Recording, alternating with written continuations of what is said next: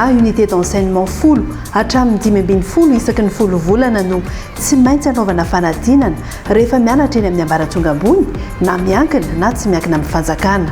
Saika mitovy ireo taranja fototra ianarana isaky ny lalam-pianarana filière amin'ireo sekoly ambony samihafa. Manana mampiavaka azy kosa nefa ny tsirairay amin'ny alalan'ireo taranja fanampiny sy ireo hetsika entina anampinan'ny mpianatra. Ho an'ireo mpianatra mianatra isan'andro eto amin'ny sekoly ambony momba ny fampandrosoana ara-toe-karena sy ara-tsosialy ohatra ny fahafahan'ireo mpianatra miainga amin'ny fananganana tetikasa no atao lahara-pahamehany. Arak'ilay tanjona petraka moa dia hoe développement économique et social. Mention travail social moa zany na hoe asa sosialy dia anisan'ny tena mbola hoe mampiavaka anay. Misy an'ilay parcours animateur de développement social, éducateur spécialisé ary assistant social zany ao anatin'izy io. Ao anatin'ilay parcours éducateur spécialisé moa zany dia ao no tena ahitana mpiofana betsaka indrindra aloha satria ao anatin'izy io zany dia misy an'ireo mpampianatra eny anivon'ny CEG, lycée sy EPP zany zay mampitombo ny fahaizany tanteraka ao anatin'izay fampianarana izay satria raha antsika malala fa ireo mpampianatra ireo no anisan'ny tena mamolavola ireo mpianatra antoko ny hoavin'ny firenena zany. Dia ao anatin'izay zany tena misy ataontsika hoe paikady be dia be mihitsy na amin'ny alalan'ny module izay omena na amin'ny alalan'ny fampiofanana rehetra izay apetraka zany satria ny akamaroan'ny module izay atao ao dia tena miompana bebe kokoa zay mahakasika an'izay hoe fampianarana, fomba fampianarana andreo mpianatra izay eo ihany koa ny intervention amin'ny resaka sosialy rehetrarehetra zany. Dia rehefa mahazo ny diplôme, licence na master izy ireo dia afaka mampiakatra tsara zany ataontsika hoe grille indiciaire-n'izy ireo. Misy zao ireo efa mivoaka avy eny anivon'ny CRINFP na ireo efa manana ny ataontsika hoe diplôme CAP sy ny diplôme mpampianarana dia misy évaluation izay ataonay arakarak'izay no ireklassena azy ireo zany. Volavolaina ho mpitarika sy mpandray anjara mivantana amin'ny fampandrosoana ireo tanora izay tompony fa tsy hoavin'ny firenena intsony. Zahako tia milalao chiffre dia nisafidy ny hanao gestion dia ny parcours rako finance et comptabilité. Nanao stage ako atao amin'ny Technoped Madagascar any Amerika Sina ny usine dia tany nanaovana stage dia stage en tant que comptable zany nataoko tany. Dia zavatra voaraiko tany be dia be satria tena mifandraika tamin'ilay fianarana nataonay ny zavatra natao tany izany hoe comptabilité de l'entreprise. Dia nanao état de rapprochement bancaire zay, dia nanao déclaration fiscale ihany koa, dia nanao droit de communication, dia nanao archivage na dossier ihany koa zay tany. Gestion no ianarako ary management d'entreprise no tena idirako lalao amin'ilay gestion. Tanjona tika tongavana amin'ilay gestion aloha zany nisafidy ny management d'entreprise mihitsy satria mba tena nanofinofy nanao entreprise ianarana any zay aloha ilay izy. Dia mety hoe avy amin'ny fianarako ny azahoako ny tanjoko, mety ihany koa avy amin'ny zavatra ataoko fikitranako ny azahoako ny tanjoko na mety izy roa mihitsy. Ao anatin'ilay lalam-piofanana gestion indray zany moa zany dia anisan'ny tena hoe zava-dehibe indrindra ihany koa izy io satria ao anatin'io zany no tena hoe ametrahana sy anofanana ireo mpianatra hoe ahafahany mitantana ny orinasany izay.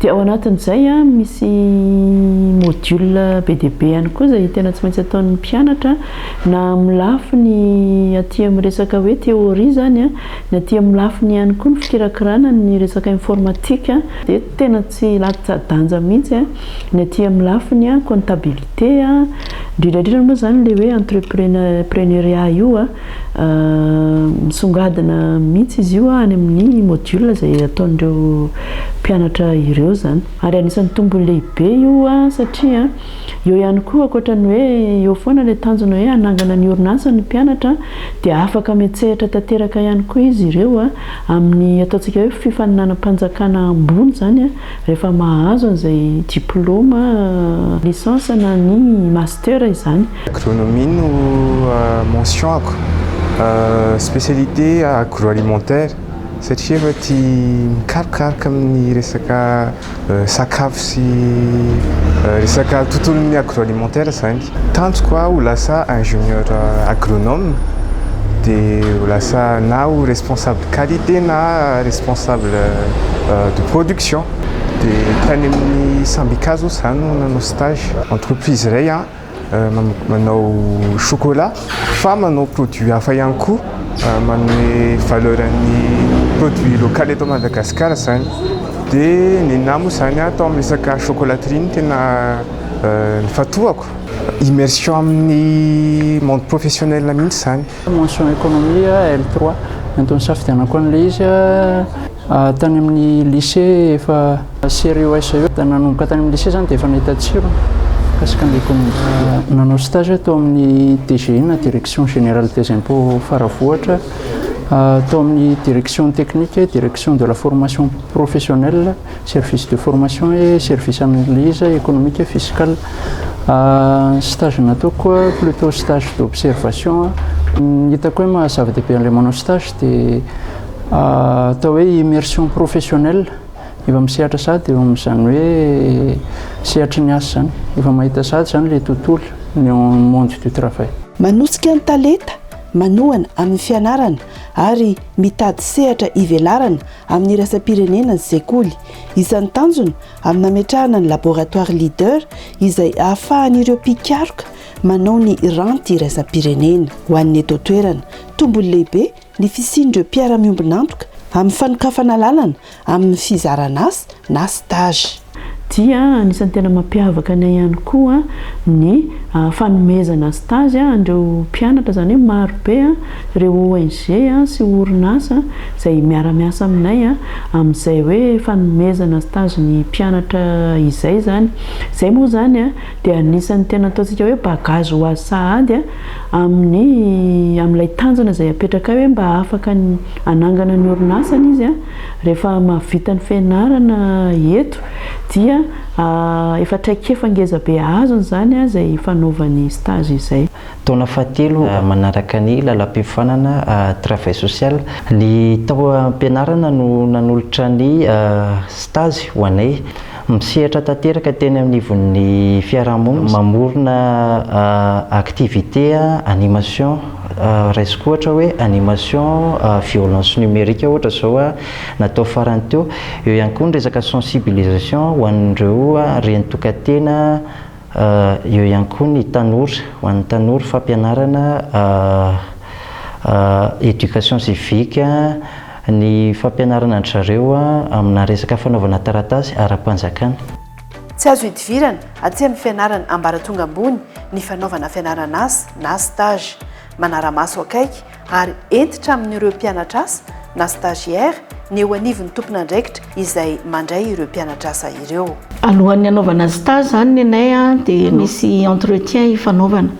Dia hieno eo zany le zavatra tian'ilay ankizy atao sy tia mitrandrahana. Dia apetraka aminazy mazava tsara hoe ity le projet misy ahafahanao manao stage mety aminao ve aloha ny mandray anjara ao anatin'izay travail social izay atao anatin'izay projet izay. Dia gagnant le zavatra atao zany hoe mitondra zavatra izy mitondra fivoarana, mitondra développement izy ho an'ilay projet fa izy koa avy ato amin'ny projet zany mahazo fahaizana sy fahalalana ihany koa zany miainga ato anatin'ilay projet. Dia tsy onona fotsiny hoe misy an'ity activité ity izay atao ato anatin'ny tetikasa dia manatanteraka an'izay ianao. Tsy tokony izay fotsiny zany fa tena hoe vany aminao mihitsy misy an'ilay fimiavana 10% na 20% no omen'ny sekoly fa anjaranao no mitady ny 80%. Dia ohatr'izay koa zany aty amin'ny stage. Tsy hoe miandry an'ilay activité routine fotsiny ny ataonao fa ianao zany mila mitrandraka zany ianao hoe inona no mety hidevelopeko kokoa ny zavatra izay ataoko. Dia ahoana ny atratrarako an'ilay tanjona tiako tratrarina ato anatin'ilay. Ny rafitra LMD no rafim-panabeazana arahana eto Madagasikara. Ao amin'ny lisansa no ahazona ny fahaiza-manao sy ny fahalalana fototra amin'izay sehatra tia ny anarana manomana ireo mpianatra ihany koa amin'ny dingana master. Ny master kosa no amolavolana manam-pahaizana manokana amin'ny sehatra iray, manampy ireo mpianatra ahazo fahaiza-manao sy traikefa bebe kokoa. Ny mpianatra eto dia manana safidy roa, na hianatra amin'ny master professionnel mifantoka amin'ny fitaizana sy ny asa, na hianatra master recherche mifantoka amin'ny fikarohana, ary ny dingana fahatelo dia ny doctorat izay mamolavola ho mpianatra hiasa amin'ny tetika asa fikarohana lalina sy amina fanoratana. Rafitra izay arahana eto Madagasikara dia ny rafitra LMD. Taom-pianarana anankiray moa zany dia mizara semestre roa izy io, zany hoe 10 volana eo dia 10 volana zany. Ao anatin'izay zany dia rahantsika mahalala fa ankoatra ny fiofanana izay atao aty am-pianarana, zany hoe ny teoria zany dia anisany tena mibahatoerana be dia be ihany koa ny pratika. Ankoatra ny stage pratika moa zany dia misy foana ihany koa ny ataontsika hoe conférence eto amin'ny école ihany koa moa no miorganisen'izy ireny izay miantso manokana ireo acteur mpiatsehatra amin'ny ireny asa sosialy ireny zany indrindra. Mivelatra sy manomboka mahazo ny fon'ny tanora ankehitriny ny lalam-piofanana momba ny asa sosialy noho izy afaka misehatra amina lafin-javatra maro. Izao zany dia efa afaka misafidy sy mijery sahady hoe raha afaka baka somatsara eo dia aiza ny lalam-piofanana tokony alehako sy afahako hoe miatrika an'izany ho avy izany. Fanampiana ireo olona marefo, fampivoarana ny fahaiza-manao, fanatsarana ny fiarahamonina, fiahiana ny fahasalamana, santionany amin'ireo andraikitra sahan'ny mpiasa sosialy eny anivon'ny fiarahamonina.